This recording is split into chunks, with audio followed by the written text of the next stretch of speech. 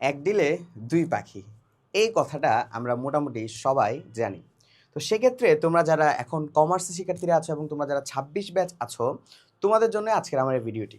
দেখো, আমাদের কাছে আমাদের বোর্ড পরীক্ষার ডেট বলা চলে আমাদের ৩ থেকে ৪ মাসের মধ্যে আমাদের বোর্ড পরীক্ষা হয়ে যাবে, তাই না?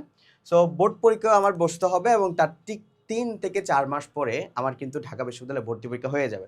তার মানে তোমার লাস্ট প্রিপারেশন কি হয়েছে বা না হয়েছে এটা আমার দেখার কোনো দরকার নাই, নট মাই কনসার্ন।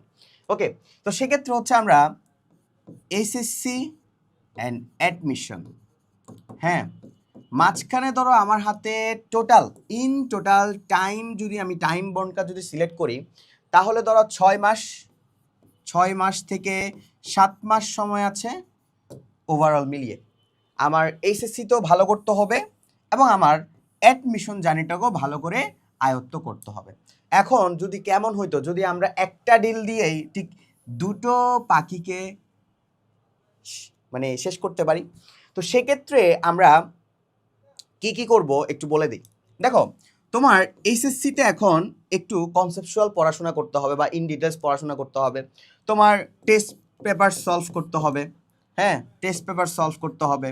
তোমার প্রত্যেকটা টপিক, হ্যাঁ, প্রত্যেকটা টপিক ইন ডিটেলস পড়া লাগবে, তাই না? ইন ডিটেলস পড়া লাগবে। তারপর তোমার বোর্ডের যে স্টাইল, প্রত্যেকটা বোর্ডের কিন্তু ডিফারেন্ট স্টাইল আছে।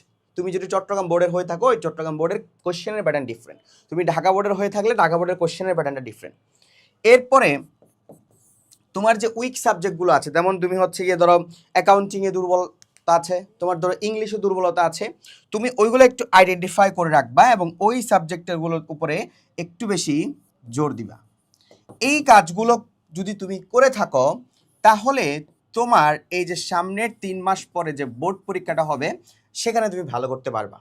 ওকে, এরপরে যদি আমি অ্যাডমিশনে যাই, অ্যাডমিশনে আমরা কি করি? হ্যাঁ, এখানে আমরা ইন ডিটেলস পড়ি, এখানে আমরা সিলেক্টিভ পড়াশোনা করি। অ্যাডমিশনের পড়াশোনা হচ্ছে অনেক বেশি সিলেক্টিভ। অ্যাডমিশনের এইচএসসির ক্ষেত্রে আমাদের এটা বলতে পারি, এটা আমাদের পড়াশোনার পাহাড় এইচএসসি। কিন্তু ওই পাহাড় থেকে আমাদের ছোট ছোট কিছু টিলা আইডেন্টিফাই করতে হবে। এই টিলাগুলো হচ্ছে কি আমাদের অ্যাডমিশন। হ্যাঁ, এখানে আমাদের সিলেক্টিভ পড়াশোনা করা লাগবে, এখানে আমাদের কনসেপ্টগুলা একদম বেসিক থেকে বোঝা লাগবে, তাই না? তারপর এখানে আমাদের কিন্তু ঢাকা বিশ্ববিদ্যালয়ে যদি পরীক্ষা দিতে যাই কিছু রিটেনের বিষয় আছে, তবু আমি জাস্ট ওভারঅল যদি বলি এমসিকিউর প্রিপারেশন নিতে হবে। তার মানে তোমাকে এমসিকিউর দক্ষতা বাড়াইতে হবে, এমসিকিউর দক্ষতা তোমাকে বাড়াইতে হবে। প্লাস তুমি তো টপিক ক্লিয়ার করবে, প্রত্যেকে তোমার accounting, management, marketing, finance, English, বাংলার বেসিক ডেভেলপ করতে হবে। ওকে, এই হলো হচ্ছে আমাদের এসএসসি এবং অ্যাডমিশনের সামনের আপকামিং 6 থেকে 7 মাসের প্ল্যান।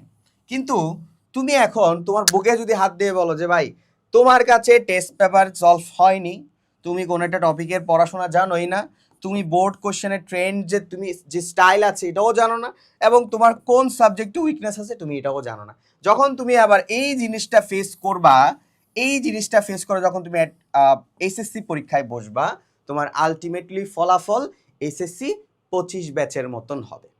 এরপরে তুমি সব ধাক্কা খাইয়া যখন অ্যাডমিশনে ঢুকবা, সিলেক্টিভ পড়াশোনা তুমি সিলেক্টিভ কিভাবে করবা? তুমি তো ওভারঅল সিলেবাসই জানো না, এসএসসিতে অলরেডি ধাক্কা একটা খেয়েছো।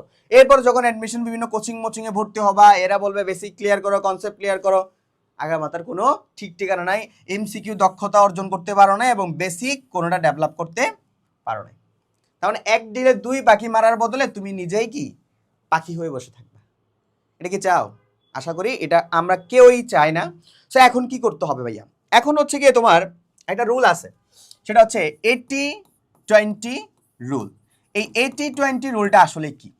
80-20 রুলটা বোঝাচ্ছি আমি, তোমার এইচএসসিকে তুমি 80% ফোকাসড করো এবং 20% তুমি অ্যাডমিশনে ফোকাসড করো। তার মানে তোমার এক দিলে দুই পাখি হয়ে যাবে। এখন আমাদের এই যে একাডেমিক টু অ্যাডমিশনের যে রিভাইভ কোর্সটা আছে, সো এখানে আমরা কি করেছি?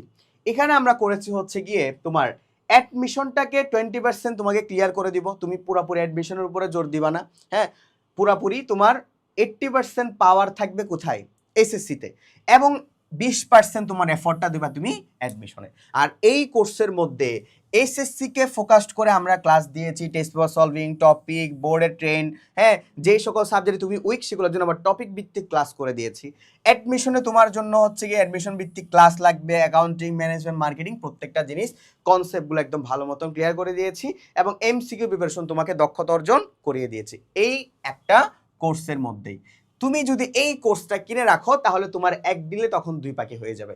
কিন্তু তুমি যদি এখন থেকেই কোনোটাই বুঝতে পারছো না যে আসলে কি করবা, তাহলে তুমি আলটিমেটলি 25 ব্যাচের মতো একটা রেজাল্ট তুমি নিজেই গ্রহণ করবা।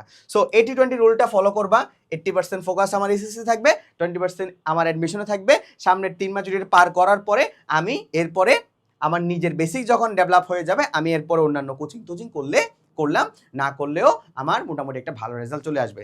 তাই একটু মনোযোগ দিয়ে আমার কথাগুলো যদি শুনে থাকো তাহলে তোমার অবশ্যই এই কোর্সটা এনরোল করা জরুরি বা ম্যান্ডেটরি।